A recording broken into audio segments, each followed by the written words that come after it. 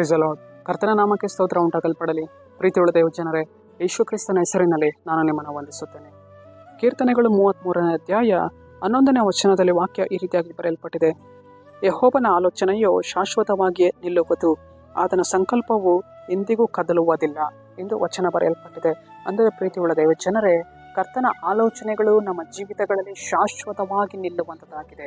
ಕರ್ತನ ಆಲೋಚನೆಗಳು ನಮ್ಮ ಜೀವಿತಗಳಲ್ಲಿ ಅದು ಏನಾಗುವುದಿಲ್ಲ, ಬಿದ್ದು ಹೋಗುವುದಿಲ್ಲ. ಆದರೆ ನಾವು ನಮ್ಮ ಜೀವಿತಗಳಲ್ಲಿ ಮಾಡಿಕೊಳ್ಳುವಂತಹ ನಮ್ಮ ಸ್ವ ಆಲೋಚನೆಗಳು ಅದು ಬಿದ್ದು ಹೋಗುವಂಥದ್ದಾಗಿದೆ. ಕರ್ತನ ಸಂಕಲ್ಪಗಳು ನಮ್ಮ ಜೀವಿತಗಳಲ್ಲಿ ಅದೇನಾಗಿದೆ, ಸ್ಥಿರವಾಗಿ ನಿಂತು ನೆರವೇರುವಂಥದ್ದಾಗಿದೆ. ಆದುದರಿಂದ ನಮ್ಮ ಜೀವಿತಗಳನ್ನು ಕರ್ತನ ಆಲೋಚನೆಗಳಿಗೆ ಬಿಟ್ಟು ಕೊಡಬೇಕು. ಕರ್ತನೇ, ನೀನು ಜೀವಿತದಲ್ಲಿ ನಿನ್ನ ಆಲೋಚನೆಯನ್ನು ಏನಿಟ್ಟಿದೆ ಸ್ವಾಮಿ, ನಿನ್ನ ಆಲೋಚನೆಗಳು ನನ್ನ ಜೀವಿತದಲ್ಲಿ ನೆರವೇರಲಿ ದೇವರೇ, ನಿನ್ನ ಸಂಕಲ್ಪಗಳು ನನ್ನ ಜೀವಿತದಲ್ಲಿ ನೆರವೇರಲಿ ದೇವರೇ, ನಾನು ನಿನಗೆ ಬಿಟ್ಟು ಕೊಡ್ತೇನೆ ಸ್ವಾಮಿ ಎಂದು ಹೇಳುವಾಗ ಕರ್ತನ ಆಲೋಚನೆಗಳು ನಮ್ಮ ಜೀವಿತಗಳಲ್ಲಿ ನೆರವೇರುವಂಥದ್ದಾಗಿದೆ. ಆತನ ಆಲೋಚನೆಗಳು ದೊಡ್ಡ ಆಲೋಚನೆಗಳು. ನಮ್ಮ ಆಲೋಚನೆಗಳು ಅದು ನಿಲ್ಲದಿರುವಂತಹ ಕಾರ್ಯಗಳಾಗಿದೆ, ಅದು ಬಿದ್ದು ಹೋಗುವಂತಹ ಕಾರ್ಯಗಳಾಗಿದೆ. ಆದರೆ ಕರ್ತನ ಆಲೋಚನೆಗಳು, ಕರ್ತನ ಸಂಕಲ್ಪಗಳು ನಮ್ಮ ಜೀವಿತಗಳಲ್ಲಿ ಅದು ಯಾವುದೇ ಕಾರಣಕ್ಕೂ ಏನಾಗುವುದಿಲ್ಲ, ನಿಂತು ಹೋಗುವುದಿಲ್ಲ. ಅದು ಯಾವುದೇ ಕಾರಣಕ್ಕೂ ಏನಾಗುವುದಿಲ್ಲ, ಬಿದ್ದು ಹೋಗುವುದಿಲ್ಲ.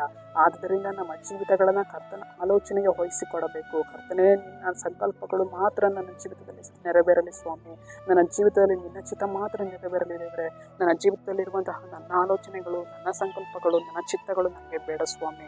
ನಿನ್ನ ಆಲೋಚನೆಗಳು ಮಾತ್ರವೇ ನನಗೆ ಸಾಕು, ನಿನ್ನ ಉದ್ದೇಶಗಳು ಮಾತ್ರವೇ ನನಗೆ ಸಾಕು. ಅವುಗಳಿಗೆ ನಾನು ವಹಿಸಿಕೊಡ್ತೇನೆ.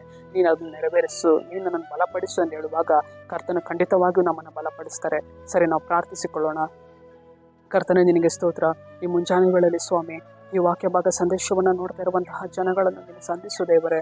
ನಿನ್ನ ಜನರ ಜೀವಿತದಲ್ಲಿ ಸ್ವಾಮಿ ನಿನ್ನ ಕ್ರಿಯೆಯನ್ನು ಮಾಡಿ, ನಿನ್ನ ಸಂಕಲ್ಪವನ್ನು, ನಿನ್ನ ಆಲೋಚನೆಗಳನ್ನು, ನಿನ್ನ ಚಿತ್ತವನ್ನು, ನಿನ್ನ ಉದ್ದೇಶವನ್ನು ನಿನ್ನ ಜನರ ಜೀವಿತದಲ್ಲಿ ಕರ್ತನೆ ನೆರವೇರಿಸುವುದಕ್ಕಾಗಿ ಸ್ತೋತ್ರ. ನಜರೇತಿನ ಯೇಸುವಿನ ನಾಮದಲ್ಲಿ ದೇವರೇ, ಆಮೆನ್.